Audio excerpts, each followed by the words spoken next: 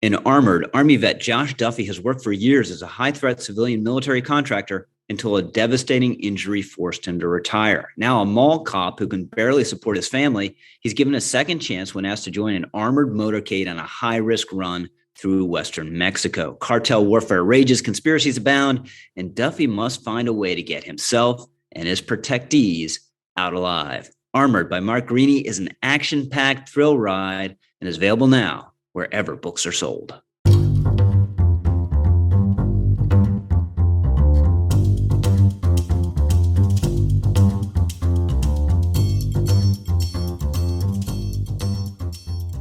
Welcome to the McCarthy Report, the podcast where I, Rich Lowry, discuss with Andy McCarthy the latest legal and national security issues. This week, what else? The Cassidy Hutchinson testimony. You are, of course, listening to a National Review podcast. If for some reason you're not already following us on a streaming service, you can find us everywhere from Spotify to iTunes. And please give this podcast and Andy McCarthy the glowing, indeed gushing 5-star reviews they deserve on iTunes. And now, without further ado, I welcome to this very podcast, through the miracle of Zoom, none other than Andy McCarthy.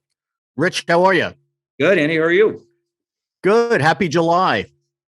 Same to you. I love June is a great month, but I love July and especially the 4th. So wishing you and everyone out there a happy 4th.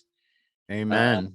And here I'm going to try to do a very professional segue. So speaking of fireworks, we had some on Capitol Hill, this emergency secret testimony, a surprise testimony, I should say, from Cassidy Hutchinson, an aide to Mark Meadows. It was incredibly gripping. You've already written several pieces sussing out the meaning of it. Your big takeaway is that this is quite bad for Donald Trump, but let's back up and talk about who she is and how this testimony came about. To me, it's rather extraordinary that this, whatever she is, like 25 or 26 or some different accounts about that, a woman in her mid-20s was at the very center of American power, having started at the White House as an intern. Yeah, that's really amazing. I mean, I guess this is like a Washington phenomenon, Rich, but I get the impression that it was more of a thing in the Trump administration because they did have more difficulty than, establishment Republican administrations filling out positions. So I guess maybe this is more likely to happen. I don't know enough about how this all works to make a good judgment on that, but there were an awful lot of these young people who come right out of college, some of them while they're still in college, interning in the White House, and they end up in pretty important positions. This isn't really unheard of. I was thinking about this because I got the same impression you did, like she's awfully young for all of this. But, Huma Abedin, who ended up becoming a very important, influential aide, started as an intern for Hillary Clinton when she was in college in Washington. So I get the impression that this is not an unusual path into places where you'd end up being very surprised that people so young and seemingly inexperienced end up in these positions, but it does happen, and it obviously happened here. So she gave testimony that was apparently less explosive and less forthcoming initially in her deposition, and then switched lawyers.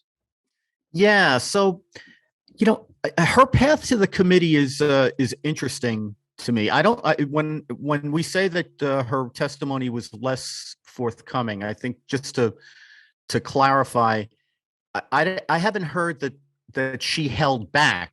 Mm-hmm. In fact, the impression I've gotten from the coverage, and Rich, I feel like it's important to say this because I've had a lot to say about this up until now, but it's important to say this.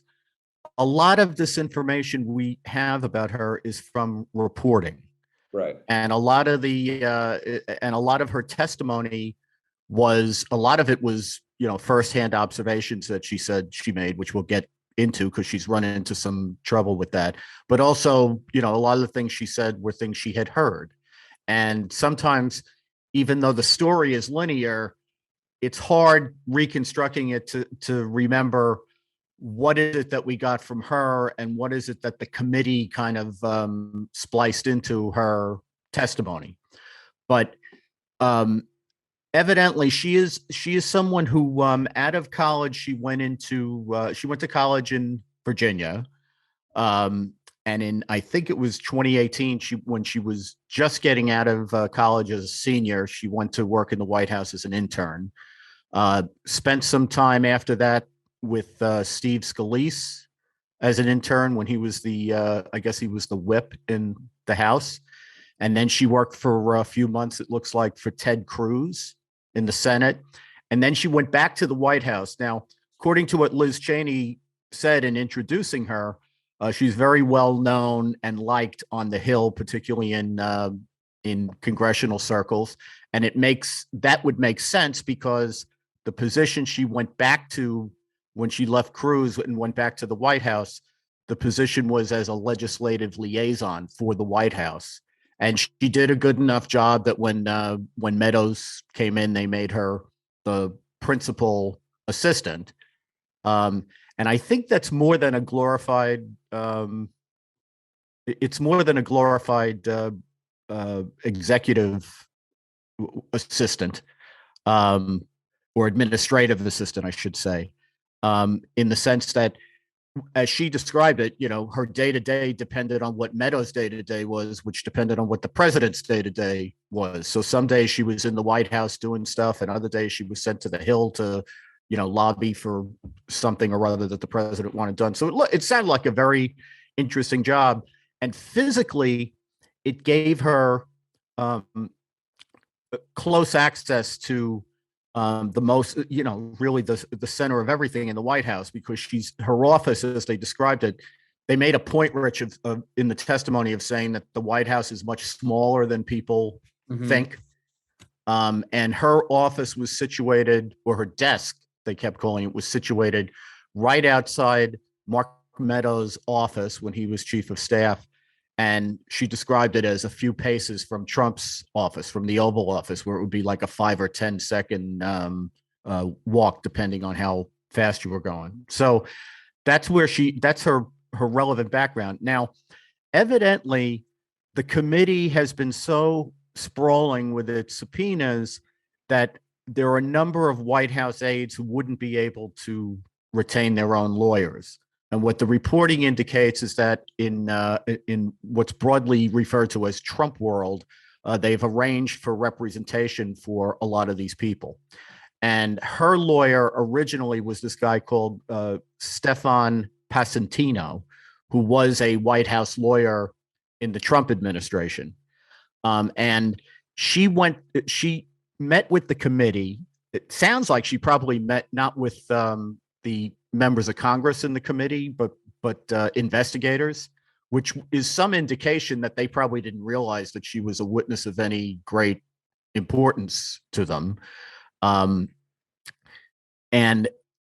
the reporting indicates that she was dissatisfied with the interview, that she felt like she had much more relevant to say, that they just didn't ask her, and they didn't ask her. And that makes you, look, since we have to, we're waiting for the onslaught, which has already begun about her credibility, but it is relevant that, it seems like she was anxious to tell more. So she is friendly, evidently, with a lot of people in the Trump administration, including Alyssa Farah, who was the last Trump White House communications director. So she consulted with Ms. Farah, who put her in touch, apparently, with Liz Cheney. She told Farah that she wasn't really happy with the way the interview had gone. And somewhere in the process of, after she meets with Liz Cheney, or around the time that she meets with Liz Cheney, she changes lawyers. And the reason I think this is relevant is she's no longer represented by the Trump world lawyer. Instead, she's represented by Jody Hunt. Now, Jody Hunt is a longtime Justice Department official who was very close to Jeff Sessions, was Jeff Sessions' chief of staff at the Justice Department when he was Attorney General, and then was made chief of the criminal division, which I'm sorry, chief of the civil division, which is an important job in the Justice Department. And he left the Justice Department when Sessions got blown out of there by Trump.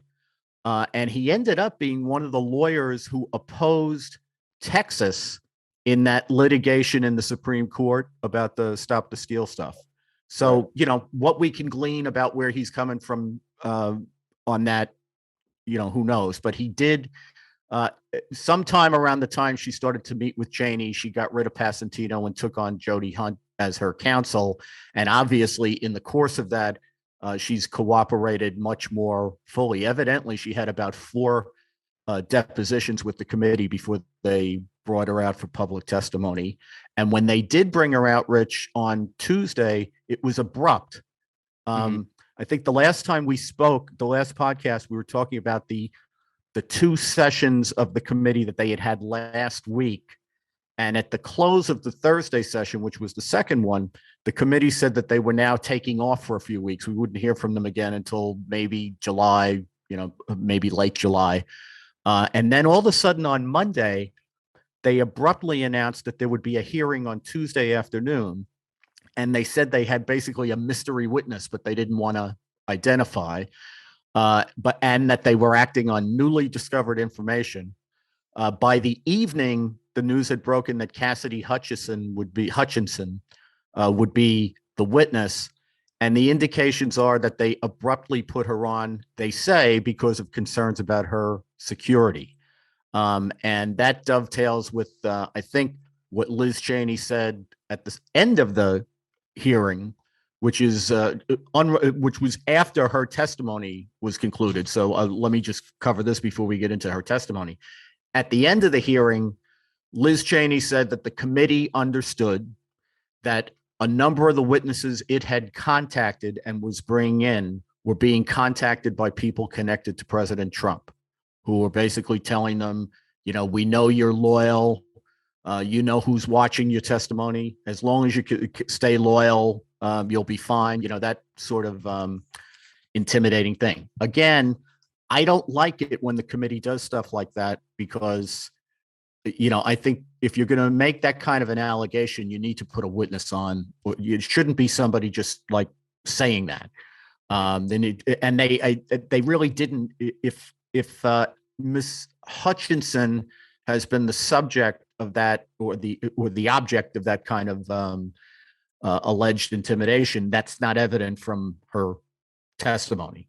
But at least the committee throws a lot of stuff out there, and they've thrown that out there as well.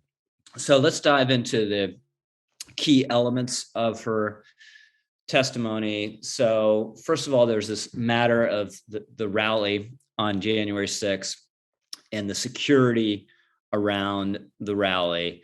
And there are warnings. Look, we got people in the crowd with weapons. They played a call about a guy with a gun in a tree, and Secret Service is picking up when the crowd is going through these magnetometers, the brass knuckles and other bear spray and other kind of weapons. And it's clear they have a lot of people who are armed and don't want to go through the so-called mags because they don't want to give up their weapons. And she testifies that Trump is furious, that people are being kept out of the rally. When I explain to him why it's really important for security reasons that the mags stay there, he says, well, they may be armed, but they're not coming to get me. They're not going to hurt me. Let them come in to the rally and then let them march on the Capitol, which seems to suggest he is fine with angry and armed people heading to the Capitol to disrupt the electoral count or make their dissatisfaction known after his speech. Yeah, that's all right, Rich, and it really hits on the head. What I think is the most important part of her testimony, which is that it ties President Trump more tightly than has previously been understood or at least previously alleged. I have to keep stopping myself and pointing out that she hasn't been cross-examined, and we haven't heard from other witnesses yet. But um, while I've heard a lot of pushback from her testimony, I've heard very minimal pushback on this element of her testimony. The most I've heard people say in the pushback is that the committee has exaggerated the firearms element of the arms that the people had at the rally that day. So we had already heard a lot of reporting that there were armed militia groups there, but they had mainly left their arms in places like Virginia. I think, that they had gotten hotel rooms, and they had they were treating them like weapons depots, like everybody was leaving their arms there with the idea that they could come back and get them if they needed them. So what we heard now, it's important to understand, this does not come from Cassidy Hutchinson. This comes from the committee. But setting the stage for her testimony, what Liz Cheney played was surveillance video that showed armed people in the trees around the mall outside the Ellipse, and audio communications traffic among the Capitol Police and the other security personnel, which indicated that they had seen people who they believed had rifles or Glocks, other firearms. So the pushback I've heard on this is, look, there were tens of thousands of people at this rally, and it wouldn't be surprising that some of them were armed, but that the committee is taking a few reports of armed people and trying to create the impression that there were thousands of people who had firearms, when in fact that may have only been, fairly sparse. But I don't think anybody doubts, Rich, that there were a lot of other weapons, and there were a lot of weapons that were seized. And that, to me, I must say, as someone who has quite a bit of experience, working in places where magnetometers, where you have to go through magnetometers to get in, it's really surprising to me that, like, if you had a knife or brass knuckles or something, that you would actually, I mean, the fact that they seized as much stuff as they seized indicates that people who were armed decided to try to go through the magnetometers anyway. Mm-hmm. But what was stressed in the testimony, and more of this was disclosed by the committee than testified to by Hutchinson, but was that as bad as the inside of the Ellipse was in terms of how much stuff they had seized in the way of, what you just described, brass knuckles. Liz at one point referred to military grade backpacks. And I have to say, I don't know what that means, but, she did talk about, brass knuckles and poles and blunt objects, a lot of spray, which we knew about. And obviously the security personnel were worried enough about the people who had tried to bring that stuff in, even though the magnetometers made it highly likely that it would be seen. But they were even more worried about the people obviously outside, because they figured those are the people who were smart enough not to come through the magnetometers. So that's the background to this exchange that they have with Trump, who is ripping angry, according to Hutchinson's testimony, and wants, as he put it, the mags taken away. Get rid of the mags. They're my people. They're not here to hurt me.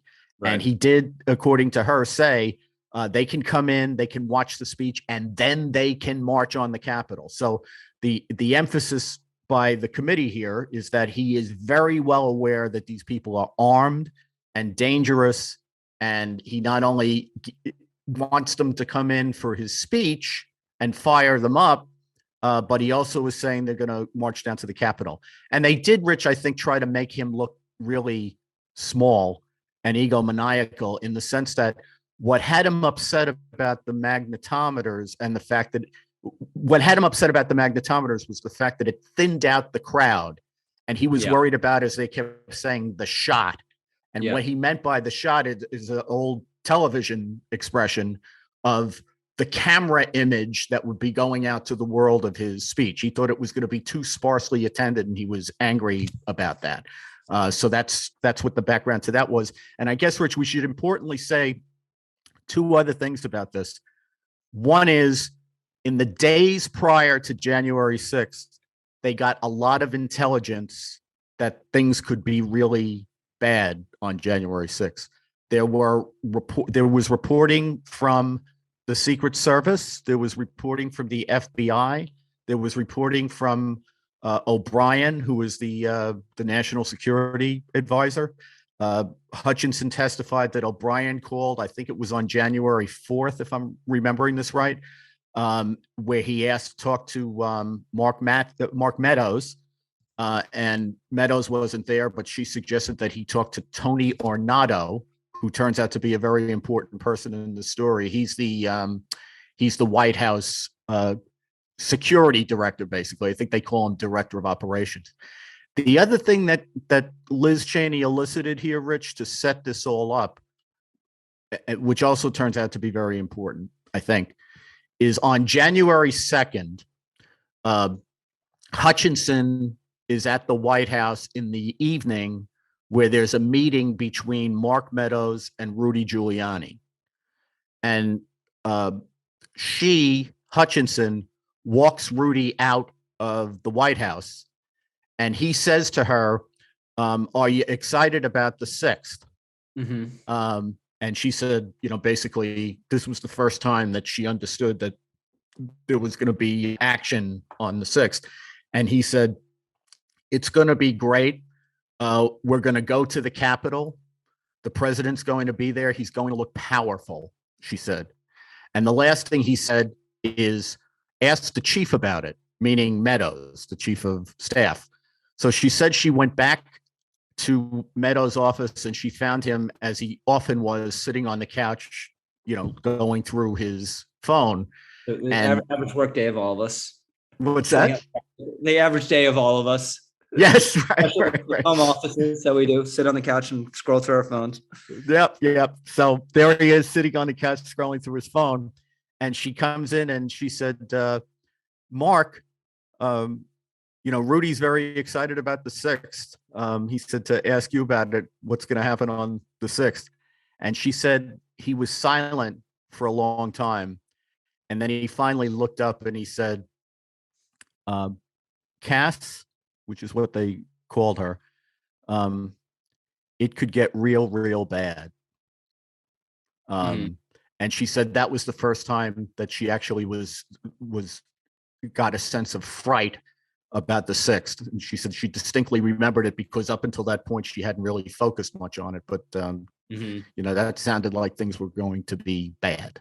Yeah. And it accords with what the Steve Bannon prediction was, it the morning of or the day before, about how crazy it's going to be, like nothing we've ever seen. So going back to the mags, one, Trump was correct to be worried about the shot. I was talking to someone about this a couple of weeks ago, former Trump official, and I was saying, oh, that crowd looked to me like 5,000 or something. And he's like, no, it was huge. It stretched all along the ellipse. So I was miscued by just the people who were permitted or came in to see his speech. So Trump was right about that concern about the crowd size image. But so this is something she heard directly, right? Because this is one of the criticisms of her testimony, is a lot of it is secondhand. But she's saying she heard this with her own ears, Trump say it. So one, is that correct? Two, has this been suggested by, there have been multiple books written about this, and a lot of reporters going through events with a fine-tooth comb. Have we had any suggestion of this previously, that Trump was concerned about the mags? I hadn't heard that before, Rich. I have heard that there was a lot of intelligence about fear of violence, and I have seen there's a published timeline from the Capitol Police which shows that around the 3rd or 4th of January they got some pretty serious intelligence that things could get really bad at the Capitol. Talking about like the possibility of the Capitol being occupied, and these groups called like the Proud Boys and the Oath Keepers potentially being there. So there was a lot of intel. And I think the other thing that's important about this, she mentions that she talks to Rudy on the 2nd, Liz seemed to elicit in testimony from her, and she didn't really connect this up. And the committee has suggested that this will be like the focus of the next couple of hearings they're preparing for. But she did say that when the Oath Keepers and the Proud Boys came up, when they were talking about the potential and the intelligence they had about the potential for violence, she said that Rudy's name was often brought up in the same connection with these militias. Now, I thought that was very vague testimony. She didn't say that there was necessarily any connection between the two, just that Rudy came up whenever these militias came up. This is the reason that angle I think is important. In the days right prior to January 6th, Rudy and John Eastman set up a war room in the Willard Hotel, which is where they're coordinating all this stuff. I'm not saying they were coordinating the riot, to be clear. I'm saying they were coordinating the Stop the Steal rally, which is what they were mainly involved in and spoke at. The other thing, Rich, that's of some importance is on January 5th and 6th, Roger Stone and Mike Flynn, who are obviously advisors of President Trump's, but were not in the government at that time. Stone was never in the government under Trump. But they set up suites near each other with, I think, big common area, also in the Willard Hotel. So all these guys are in the Willard Hotel at that time, which is close by the White House. And Hutchinson testifies that on January 5th, Trump told Meadows to call Roger Stone and Mike Flynn. And Hutchinson testifies that she understands that he made those calls, but she doesn't know for sure that he did, and she doesn't know what they talked about. But he certainly she believed that he did reach out to them. That, I think, is the committee's going to come back to that, and it's going to be of some importance to them, because Stone was very public in saying that the Oath Keepers were in charge of his security during January 5th and January 6th. So I think this is the way the committee is going to try to tie the people around Trump to the militias, some of whom, members of which have been charged with seditious conspiracy. So it looks to me like that's what's coming next. Leftist teachers and administrators are indoctrinating the next generation. That's why the conservative student in your life needs Young America's Foundation. Currently enrolled students aged 13 and older can apply for YAF's individual membership program and connect with like-minded students, learn from leaders of the conservative movement, gain skills and materials to advance their ideas, and much, much more. Apply today at www.yaf.org and receive a free membership pack. Again, that's www.yaf.org for currently enrolled students. Please check it out. So let's go to the speech itself at the rally, and then the controversy over going to the Capitol or not, Trump going to the Capitol or not. So a common theme in her testimony is how freaked out Pat Cipollone, the White House counsel, was. And the White House counsel's office apparently was very concerned with all the fighting passages in the speech and wanted them taken out, and they weren't. Yeah, I don't know Pat Cipollone personally. I think I've met him once or twice at like Federalist Society things. I know people who do know him. He's got a very good reputation among those people. Bill Barr thinks very highly of him. I really wonder why Pat didn't just after the Ukraine impeachment, why he didn't just say, job well done. I think I'm going to go back to private practice. But he hung around to the bitter end, and I guess we should be glad that he did, because even though the committee's now trying to goad him into testifying, I think Liz tweeted about it. Was it yesterday or the day before? Maybe both. But anyway, they're beating the drums for Cipollone to come in and testify. But he does emerge in the testimony as kind of the hero of the piece, where he's trying to stop them every time they look like they're doing something they shouldn't be doing. And when things start to go bad, he's the one who says, we got to take action here, when Hutchinson, by contrast, portrays Meadows as kind of ineffectual and at times catatonic and overwhelmed by the situation. So Trump's speech was a presidential speech, so it was vetted like presidential speeches get vetted. And apparently Cipollone's hair was on fire over some of the stuff that the president was planning to say, and implored them to take out the more provocative stuff that was in the speech. So, for example, fight for me, you got to fight for your country. He thought, connecting that up with the idea that they were all going to march to the Capitol was a really bad idea. I think, once again, I think this is untoward of the committee. When they present the speech, they did not present the part where Trump said that he wanted peaceful protests. Right. It's like, the committee seems to think that if they don't mention that it goes away somehow. Right. But they, and I, for the life of me, I don't understand why they continue to do that, because the more evidence we get, the more that seems to be just lip service rather than something he really meant. But you don't leave it out. You just don't leave it out, and they keep leaving it out. But anyway, Cipollone was very adamant that they needed to take these fiery, provocative phrases out, and they weren't taken out, obviously. Yeah. Okay.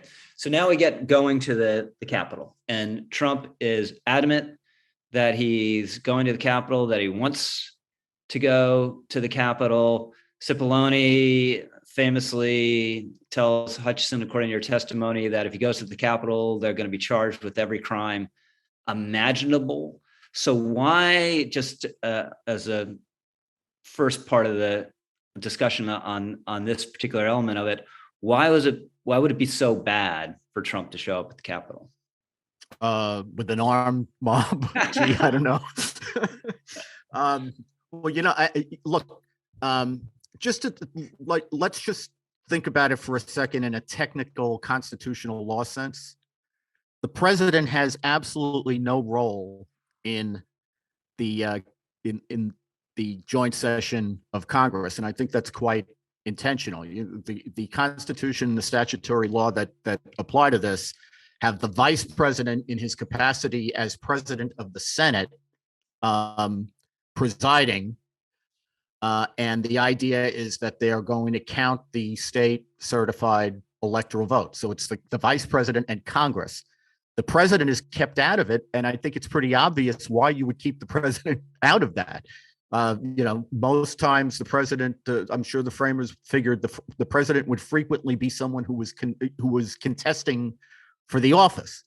And while we have had a 2+ century tradition, Rich, of peaceful transfer of power, at the time the Constitution was written and the framers' experience about the history of democracy, that was no sure thing. So I think when they design a process that keeps the president away from the count, that was intentional. That was not, something that they sort of idly arrived at.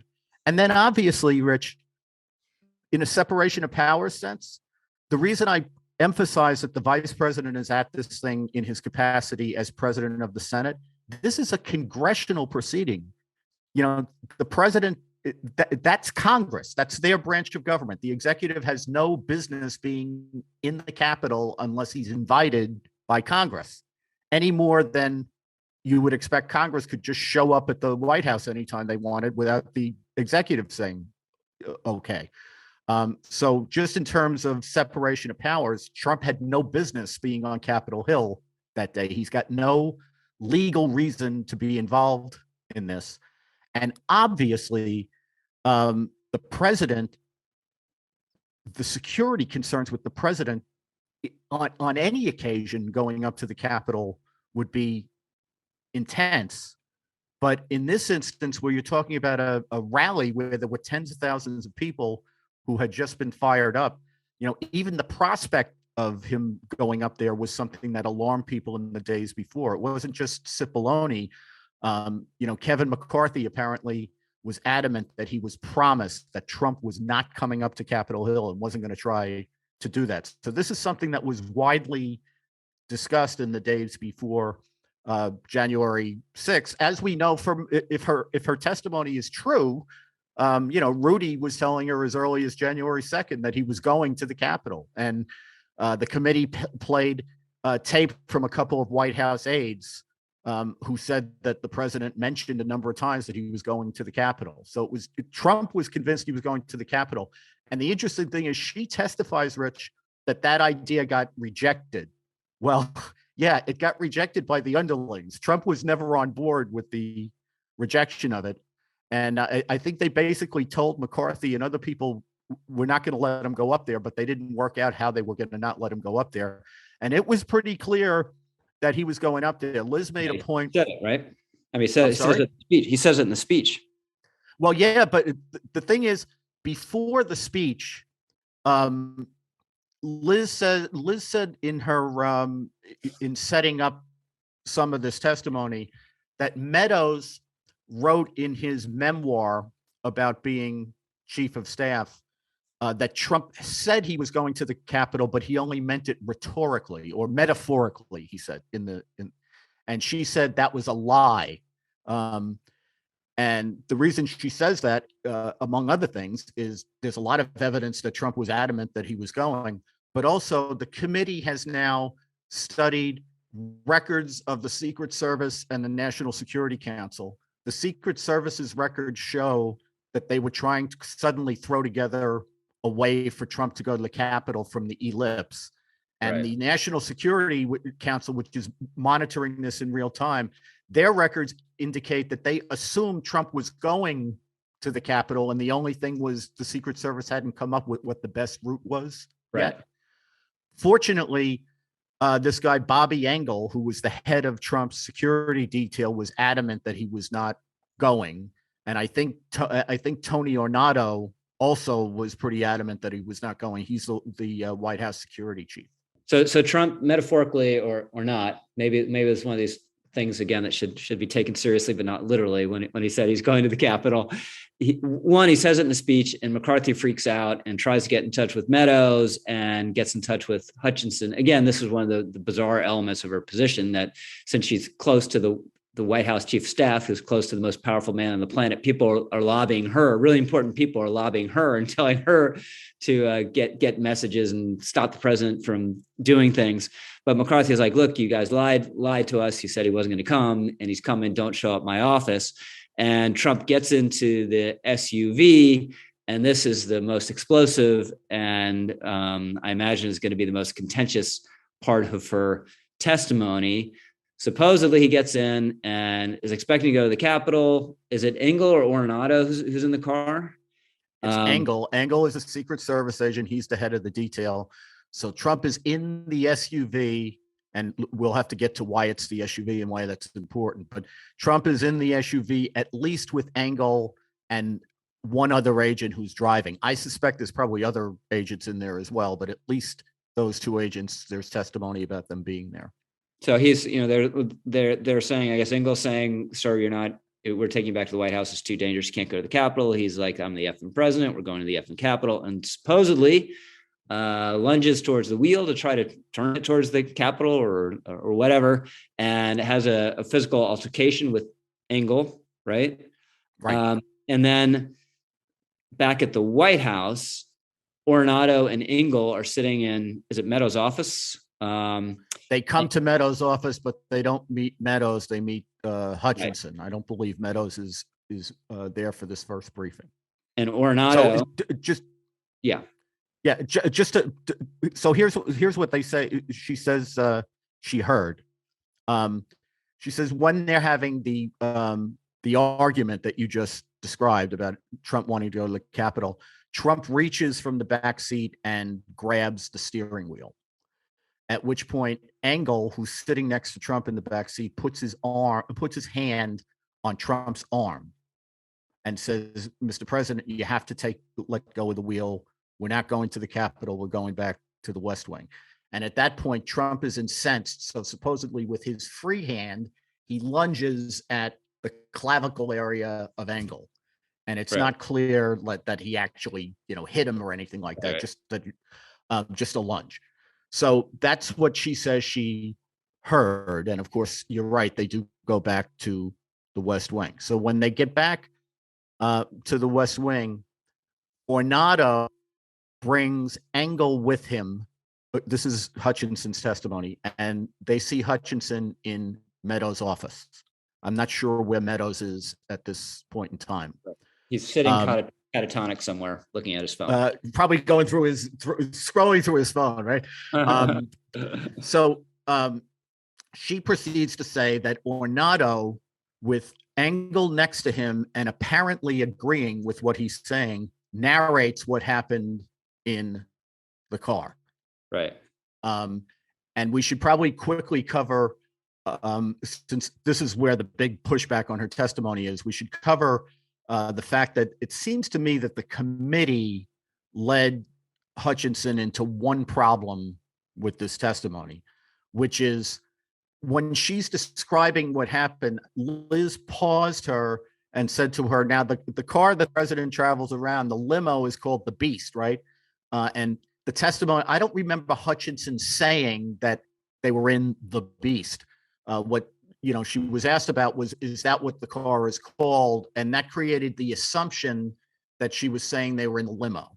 The reason that's important, Rich, as I understand how this goes, is the limo is designed such that it would really not be possible as a practical matter for Trump to reach all the way to the steering wheel.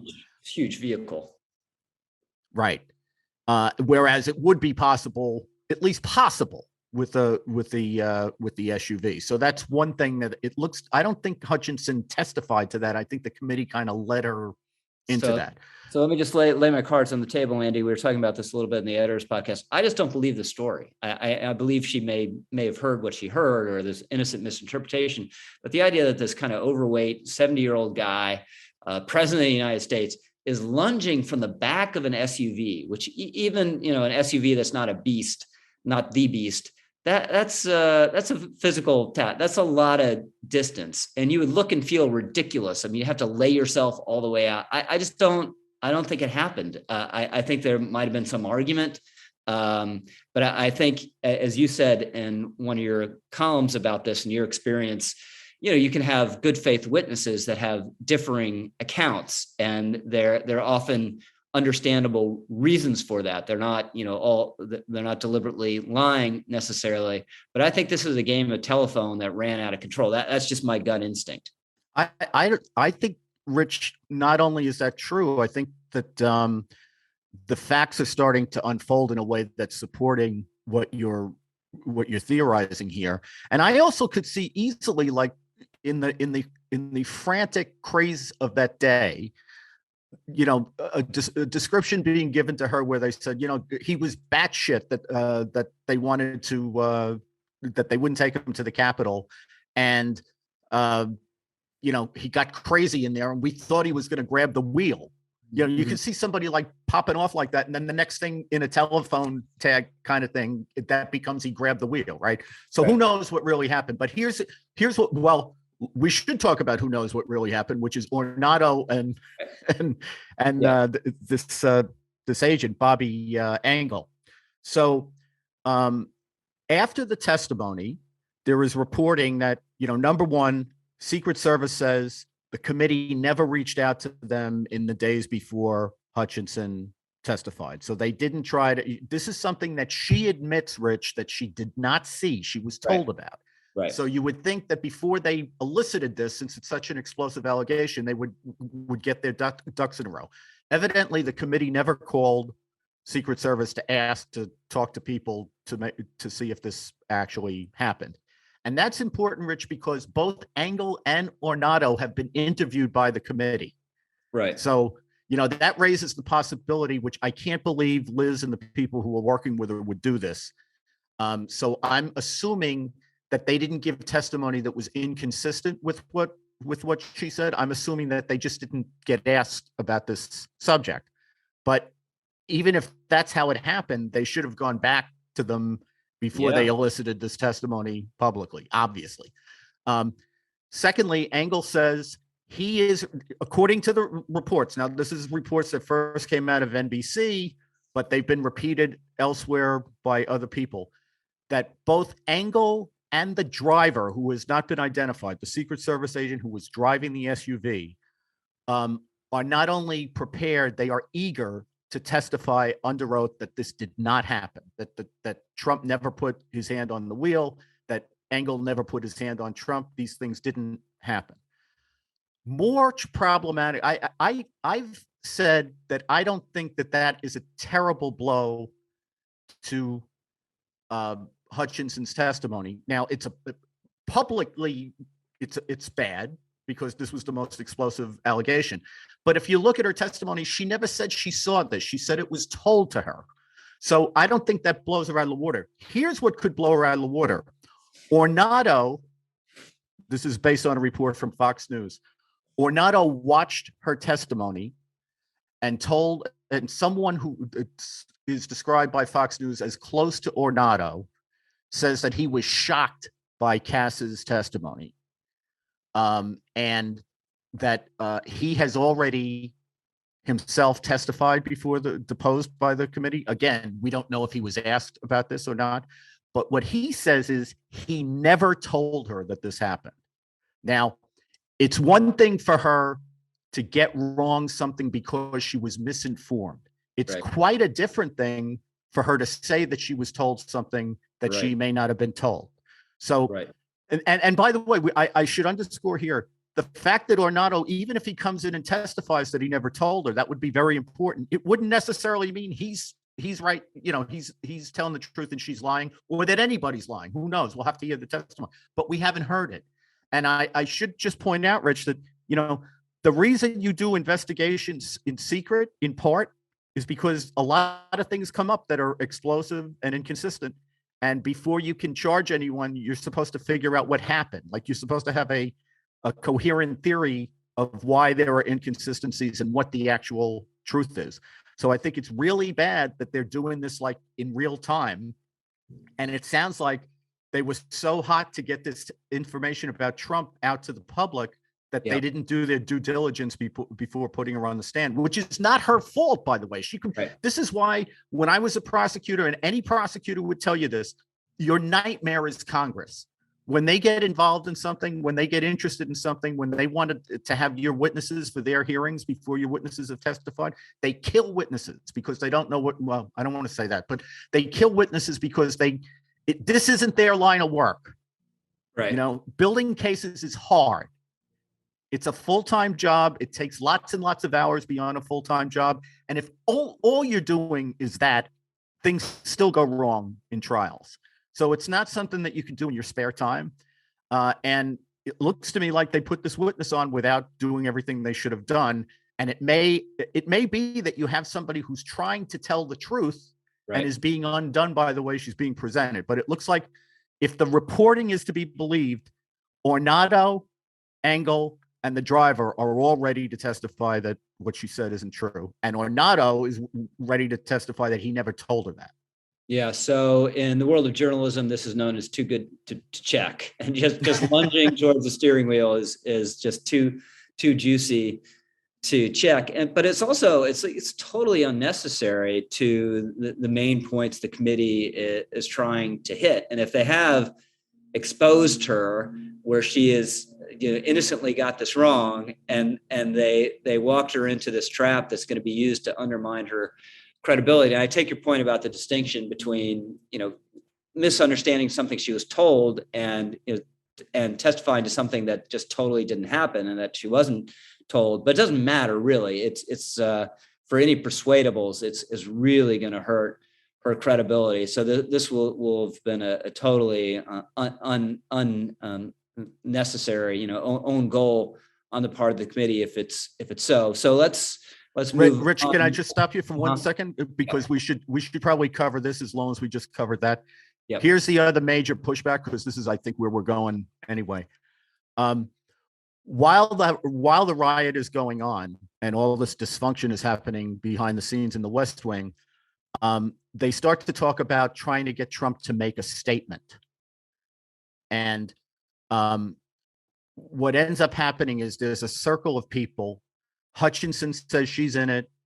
Mark Meadows, Eric Hirschman from the White House counsel's office. I believe Pat Cipollone as well, according to her testimony. But anyway, with Matthews dictating, Liz elicits from Hutchinson that she wrote down anybody who's illegally in the Capitol has to leave. And that Hirschman, because he thought that was too narrow, suggested adding anyone who's in the Capitol or is there without proper authorization has to leave. So there's a small notepad. I think it's Mark Meadows stationery, but it's from a notepad. And Liz elicits from Hutchinson that Hutchinson wrote that note in her handwriting. She says, I recognize my handwriting, dictated by Meadows. After the testimony is over, Eric Hirschman, through a spokesman, says, I am the one who wrote the note. Not only did I write the note, when I was deposed by the committee, I told them I wrote the note. I've testified that I wrote the note. Now, I would have thought, Rich, that this was like much ado about nothing, because there's no doubt that, like, if you put everybody's testimony together, it sounds like, they were together. This note got written. Hirschman made a suggestion that got incorporated in the note. Who the hell cares who wrote the note? But obviously, again, if she identified her own handwriting and said that she had a specific memory of writing this note, and then it turns out she didn't, and we don't know again, right? But that would be really bad, because that would be, again, that's her personal recollection, and she identifies her handwriting. And I have to say, again, it's not that important, because it turns out Trump didn't give the statement anyway. Right. So why you would want to make a big deal out of this, I don't know.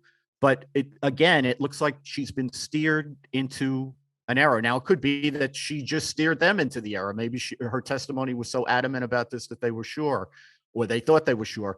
But if they had information that Hirschman said he had written this, it's hard to understand why they would go there, because it's not important who wrote it. It's hard to fathom misidentifying your own handwriting. Right. Very weird. Yep. I just know if it was illegible, I'll say, okay, that's mine. Yeah. Well, but the funny thing is, right. But the funny thing, Rich, is in court, that would not be admissible evidence, more than likely, because what would happen is you would ask people what happened at the meeting, and they'd say, oh, we decided he should make a statement that would say the following. And you could use the note to refresh a person's recollection if they couldn't remember, but the note itself would not go into evidence, because that's not the important thing. The testimony is what's important. So they've made a big to-do over something that probably wouldn't even be admissible evidence in the trial. And she now walked into the possibility that she's identified her own handwriting, and you got somebody.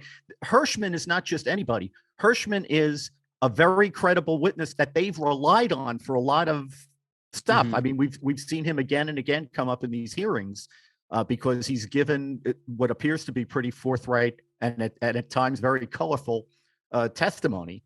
So this is not like somebody who's like some Trumpy who's looking to undermine her testimony. This is someone they've actually relied on. Yeah. Okay. So let's take it back. We have the lunging, supposedly, and Trump's back at the White House, and he's supposedly furious at Mark Meadows. Mark, I was supposed to be going to the Capitol, who's done this dirty deed against me. Meadows is in his usual catatonic state. Cipollone's hair's on fire as usual. Cipollone's rushing into Meadows' offices. Mark, we got to get the president to say something, to call off the dogs who are breaking into the Capitol as we speak, or there's going to be blood on our hands. And Meadows and Cipollone, by her account, go and talk to the president and come back frustrated, having made no progress.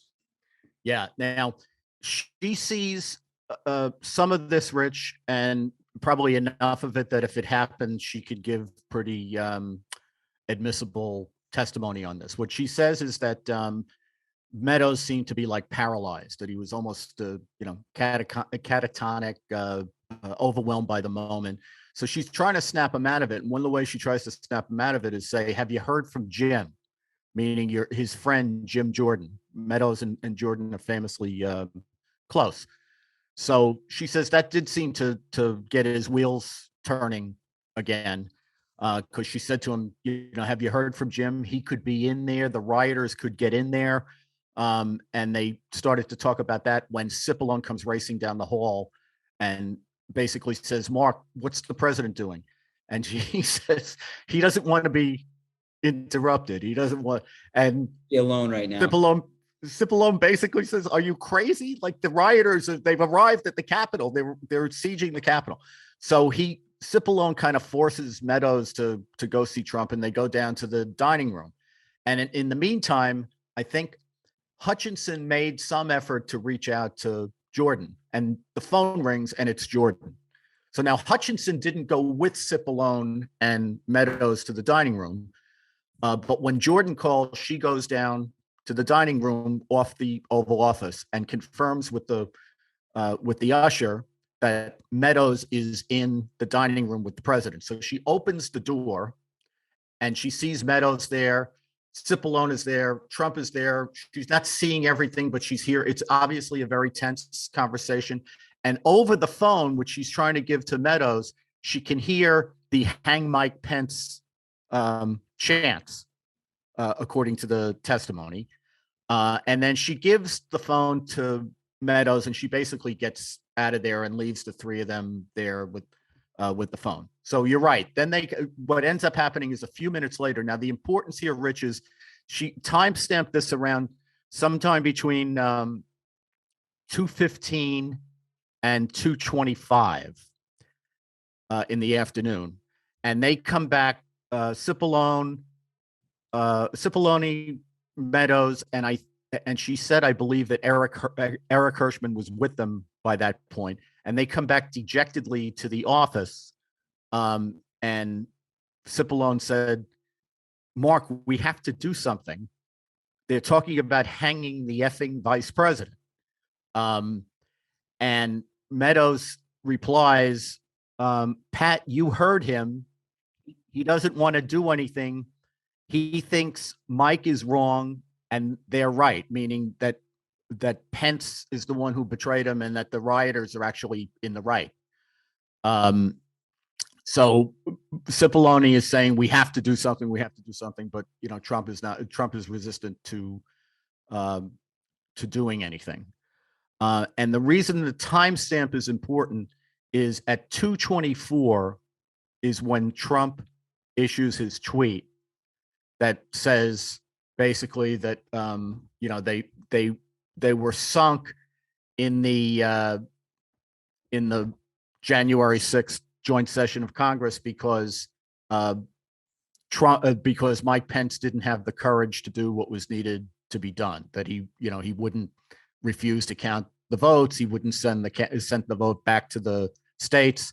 But it's at that point that he puts out, while the idea of the testimony is, while the hang Mike Pence cheers are ringing in everyone's ears, it's at that moment that Trump decides to put this tweet out.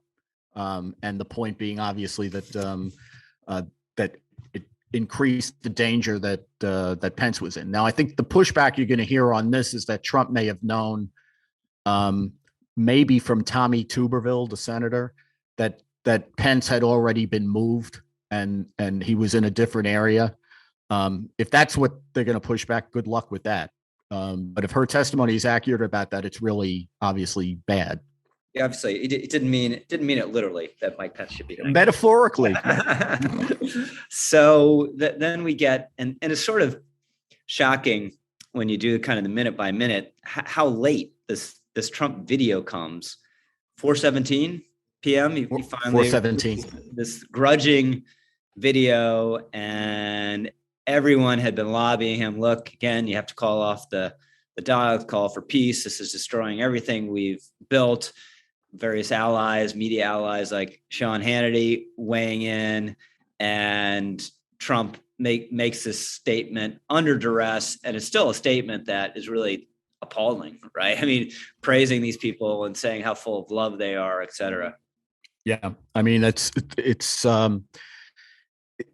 a kind of a fall off in the narrative, Rich. From the time of the tweet until he finally does the statement. But if you think about it, it's that's from 2:25 to 4:17, so it's almost 2 full hours. And basically, what it sounds like it was filled with, if this testimony is accurate, is desperate attempts to try to get Trump to say something publicly to get these people to stand down. And it wasn't just like the outside advisors, as you mentioned, but also Ivanka Trump apparently was pleading with him to do it. And he wouldn't, he was just very resistant to do it. They're not able to get him to put the statement out until 4:17. And as you say, the statement is appalling, and it doesn't really say what they wanted him to say. He wouldn't condemn, far from condemning what they did. He did say we have to have peace. We have to, right after hours of rioting, we have to have peace. But that was, basically, she says, by the way, that she was not involved in the speech. She knew about it, like everybody knew about it, but she didn't have any role in, what he ultimately said and how that was done and how it was recorded and how it was put out. She just learned about it. And then as we begin to land this plane with regard to this testimony, you get the January 7th speech where, again, there's contention over this. And apparently Trump wanted to float the idea that he would pardon rioters. Yes. So he gives a speech on January 7th. They say he's very reluctant to give it, just like he was the day before. But the difference now is he's told, apparently by Cipollone, but probably by others as well, that there's now serious talk of invoking the 25th Amendment. And that, according to the testimony, is what basically convinces him that he better give this speech. So they want him to say the election is over now, and he won't say that. And what he wanted to do was float the possibility of pardons, and Cipollone and Hirschman apparently, adamantly argued with him that that would be a disastrous thing for him to do, and he didn't. But he wouldn't say that the election is over, although I think that is the speech where he committed to the transition finally. But again, what they basically say is he resisted doing it and probably did it mainly because he was concerned at that point that the 25th Amendment talk was serious. Yeah. And then what is the significance at the end of her testimony? She says that Rudy and Meadows were interested in pardons. Yeah, well, I think this follows on, Rich, what we talked about in the last podcast about, remember, we had one hearing that was about members of Congress. At the tail end of the committee, that was the hearing that was about the Justice Department, Adam Kinzinger went into congressional Republicans who had sought pardons from Trump, according to the allegation that the committee is making. And what Kinzinger said, and I think we may have talked about this already, because I thought it was really a misleading statement. What Kinzinger said at the end was, I can't think of any reason anybody would look for a pardon unless they knew they had committed a crime. And, what we, I think, discussed the last time was, you could obviously understand someone seeking a pardon, even if they didn't think they committed a crime, if they thought the next people who were coming into power in 2 weeks were going to make it look like they committed a crime or treat them like they committed a crime. But I think the reason I mention all that is this is along the line of the committee's theme that if you ask for a pardon, that shows consciousness of guilt that you've committed a crime. So I think they wanted to land with a thud at the end with this idea that both Rudy and Meadows, the way they would say it, believed they had committed a crime, because why else would they ask Trump for pardons? And we should stress that for all this talk about pardons, Trump didn't give any. Right. So takeaways here. Let's do the moral plane and the legal plane. So morally, the controversies about her testimony aside, just in broad gauge, it at the very least underlines the reckless disregard that was present with Trump here, with the rational, responsible reaction of anyone would be, okay, there's a crowd that might be heading to the Capitol and it has arms and it's angry. Let's make sure that crowd doesn't show up at the Capitol. Let's do everything possible to calm that crowd down. Let's do everything possible to warn Congress, make sure the security is sufficient. Instead, you have Trump. Apparently, he didn't ever say, according to the assessment, oh gosh, weapons, that's terrible. He resists every effort to get them to stand down, or at least to use less incendiary rhetoric. So if it's not a direct incitement, again, not using the legal term, at the very least, it's incredibly reckless. Yeah, I think that's right, Rich. And in terms of the power of it, I'm going to invoke something you say all the time. So this isn't a we, Rich. This is the you. But you've pointed out any number of times that it's one thing to hear a story, but then when you see a video or you see an image, it changes everything, even though it doesn't really necessarily alter your logical understanding of what happened, but it changes your perception.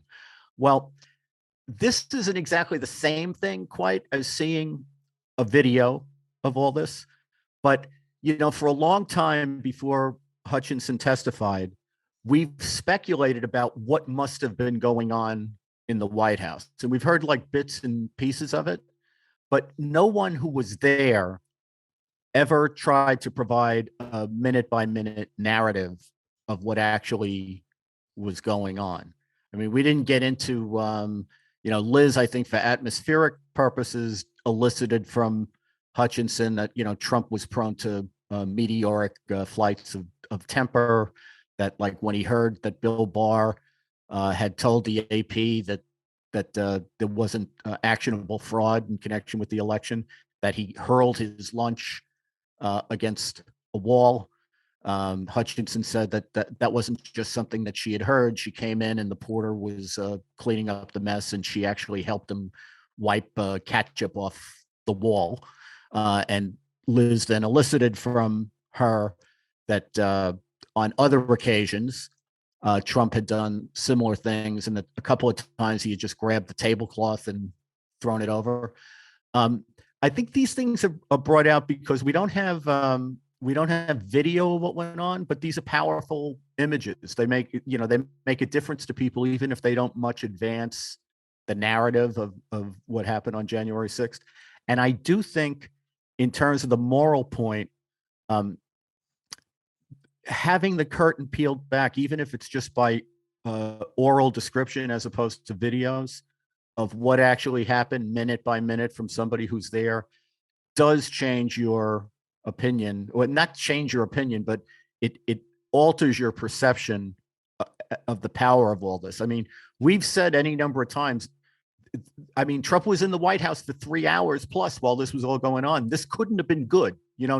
Whatever our wildest imaginings about it were, it couldn't have been good. But now, someone's come in and described it, and it really isn't good. And then how much does it matter legally in terms of the case they might be building against Trump?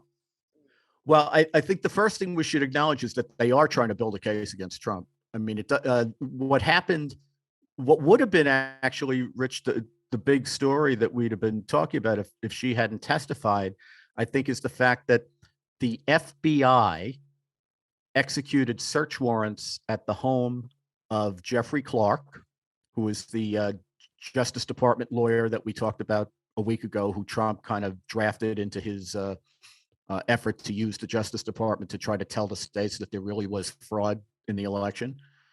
So 17 months after the fact, they go to at 7 o'clock in the morning. They show up at Clark's home, spend 3.5 hours tossing his residence, and apparently took all of his, by his account at least, took all of his communications devices. And he made the beeline to Tucker's show. I think this seems to be what the pattern is. It happens, and then they go on Tucker's show. So Tucker had him on last week, and then the same day that happened, I believe I think, Rich, this is the day before Hutchinson testified that these searches happened, but they also approach John Eastman as he's coming out of a restaurant in New Mexico, and they have a search warrant, and they take his cell phone. Now, taking lawyers' cell phones is obviously a big deal because you got a lot of client communications on there, presumably. But I think the big deal here, Rich, is they did this by search warrant, which means the Justice Department went to the court and gave probable cause that there's some crime. And they're obviously, the shift of their investigation has moved from the rioters to the people around Trump, undoubtedly. They're going to court and getting probable cause warrants. Now, I think they're doing this by a little subterfuge because they're describing the Jeffrey Clark investigation as an inspector general, a Justice Department inspector general investigation, because he's a former DOJ employee, even though he hasn't been at the DOJ in almost 2 years. And if Eastman is being investigated in connection with an IG investigation of Clark, Eastman has never been a Justice Department lawyer. I mean, not at any time. I think he clerked on the Supreme Court. He clerked for, as we discussed, Mike Ludig when he was on the Court of Appeals. But I don't believe Eastman ever worked for the Justice Department. If he did, it hasn't been for years. He's been an academic for a million years. So I don't believe that this is an IG investigation. I don't doubt that they're using the resources of the IG, but if they're investigating people around Trump, it's not because they're interested in people around Trump. Mm-hmm. So there's obviously a Trump investigation. And I think where this testimony, if it's credible, advances the ball, is it puts Trump much more actionably close to violence and to the understanding of violence. And I think, Rich, I guess this is the last thing I'd say about it. I think we've been talking about the wrong statute. We've talked a lot about incitement and how difficult it is to prove incitement. And the thing with incitement is it criminalizes the actual words that somebody uses. That's not usually the way that prosecutors use incriminating words. It's not the words themselves are crimes, as it is with incitement. The words themselves are evidence of other crimes. They show intent, they show planning, they show that sort of thing. So there's a federal statute basically called assault on a federal officer, but it captures more than assault. It also captures intimidation.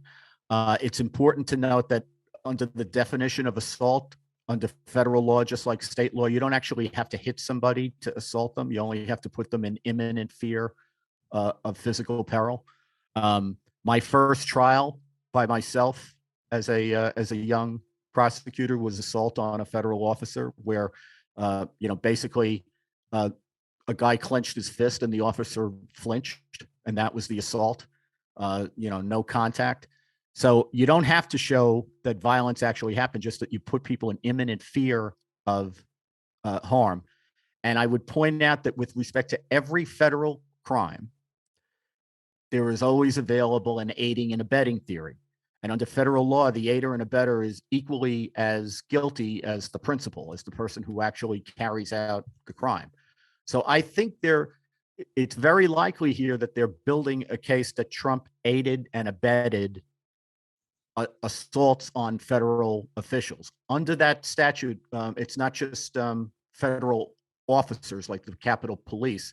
Congress, members of Congress, and the vice president are covered people under that statute. So if your legal theory is that there were armed people who the idea was to have them intimidate Congress into not doing the count that the law requires, you could charge them both with the intimidation statute, that is the assault statute, and you could also charge them with corruptly obstructing a congressional proceeding. And here, the theory would not be the cockamamie theory of, John Eastman has a frivolous legal theory, so let's try to turn that into a crime. This would be really, Rich, not much different than what the rioters have been charged with. Basically, it would be that they intimidated Congress, that they were using the threat of force in order to try to influence the way they voted and counted the votes on January 6th. All right. Well, that's all the time we have. This podcast has been produced by the incomparable Sarah Schutte. Thanks, everyone, for listening. Have a great 4th. And thank you, Andy McCarthy. Thanks, Rich. Happy 4th.